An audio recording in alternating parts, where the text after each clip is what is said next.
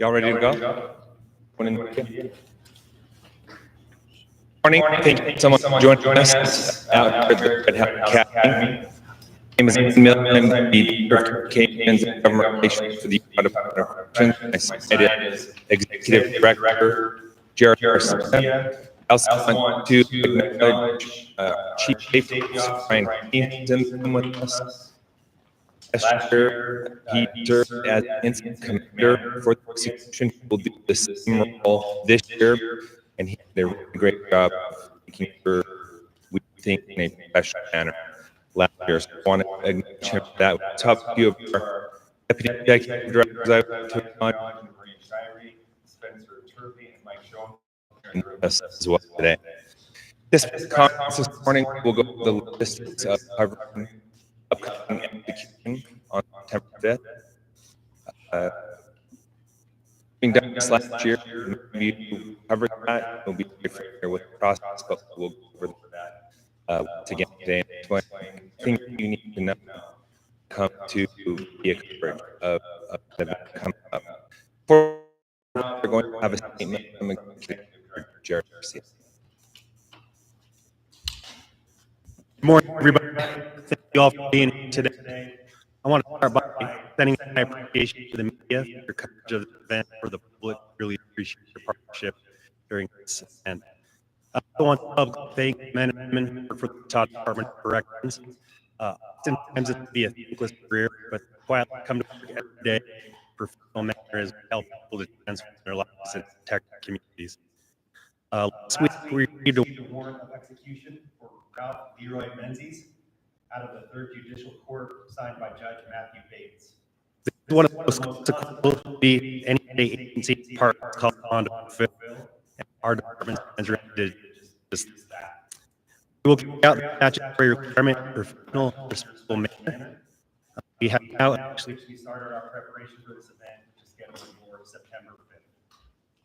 Because we went through this just last year, we've confirmed our processes at the new facility. Feel very comfortable and able to do this in a perfection. The method will be different as if firing squad execution as opposed to lethal injection. But again, we are confident in our planning and our process from last year, and we will be able to adjust the logistics. Our team will be prepared, and I appreciate all that they do in this challenging type of event. And we will turn the time over now to Letters for further questions. Thank you. Okay, real quick, I'll just go over the logistics for that night, and then we will have time for any questions that you may have. The execution will take place shortly after midnight on September 5th, as it did last time. The Media Center will once again be set up in the Stephen Anderson building on the campus of the Utah State Correctional Facility. Anyone wishing to be part of the Media Center, as far as coverage goes, will need to make sure to put in for credentials for that. You will not be able to get in unless your name is approved on a list. We will explain and have information at the end of this meeting, and also we will follow up with an email on how to go about doing that. The Media Center will open up at 3 p.m. on Thursday, September 4th. Starting at 4 p.m., we will have hourly updates on the situation and how things are going for the day. Anyone wishing to actually be a media witness, we will be sending out a Google form for that. You will apply. There are certain requirements that need to be met. We have a limited number of spaces in the media room, and we do anticipate increased media attention and coverage due to the method that will be used this time.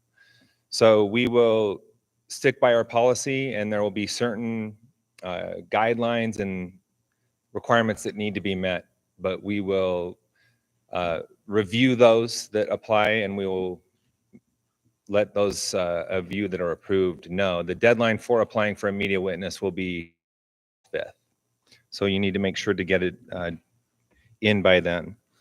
2 days prior to the execution, so on the 3rd, anyone wanting to come out and get a layout of the Media Center will be allowed to do so.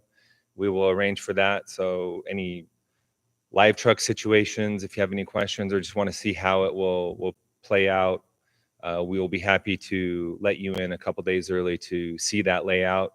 However, we just did this last year, so it won't be any different from what we saw last time.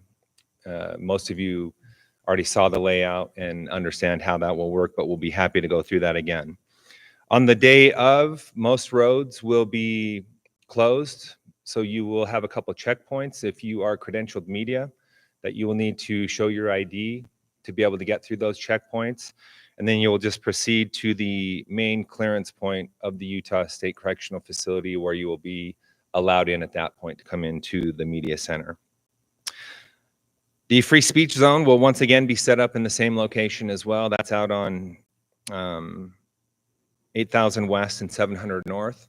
We will have this situation and setup that we had last time, where there will be fencing for those who wish to exercise their freedom of speech for and against the death penalty. On that note, I believe we've covered everything. You will walk out today with a one-pager explaining all the information on what you need to know to cover the event.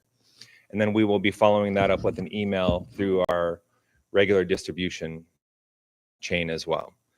And on that note, we will go ahead and take any questions that any of you have.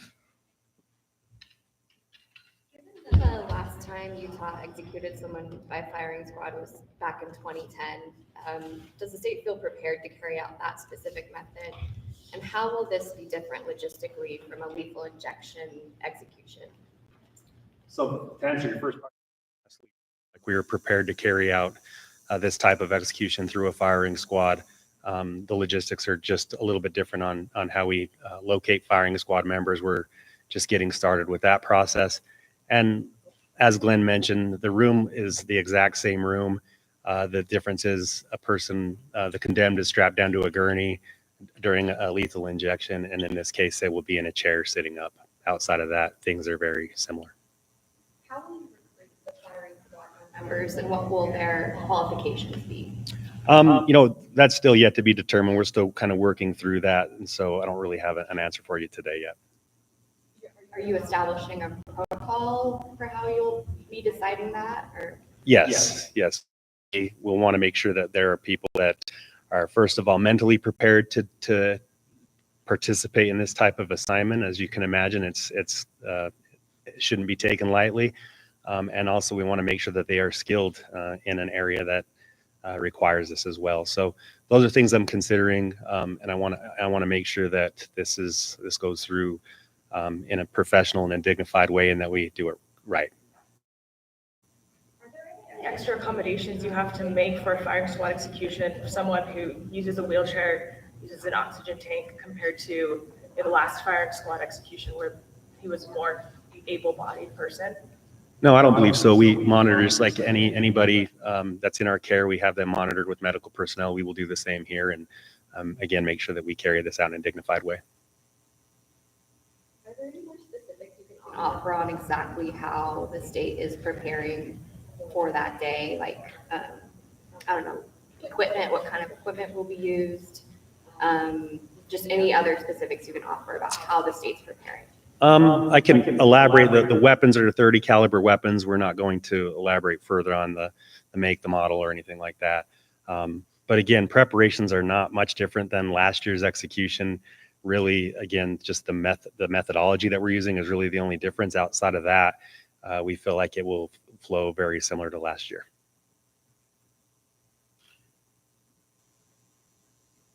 So I know there will probably be some more legal proceedings, but you're proceeding as if this will be happening on September 5th, barring any other legal hurdles. Yes, ma'am. We have a warrant, an execution warrant that we plan on fulfilling on September 5th. But as always, we will monitor the courts. We'll communicate with our attorneys, and we will stand ready to change plans if needed. You say just after midnight, September 5th, that is on the date of September 5th? The morning after, Yes, correct? it would be September 4th going into September 5th at 0001 hours. Has Menzies' housing situation changed now that execution warrant has been signed? Can you talk about that, or any increased monitoring? Is there any of potential suicide watch, anything like that? It is common for us to monitor all of those things that you mentioned. We are currently evaluating his housing situation. And again, we want to make sure that we're able to carry this out in a professional and dignified way. We want to make sure we're showing respect and to him as well, and making him comfortable as well, helping him to be as comfortable as he possibly can. So those things are constantly being evaluated. Not only his phone calls and visits and those things, but anything that could create harm to our community or to our facilities as well. Those are all things that we pay attention to. And I would just add that that happened prior to the warrant being signed. It didn't just happen because the warrant was signed.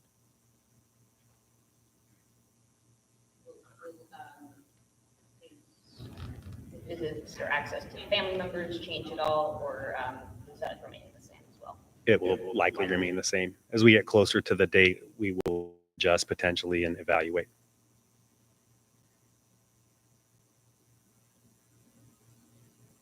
All right, anything else?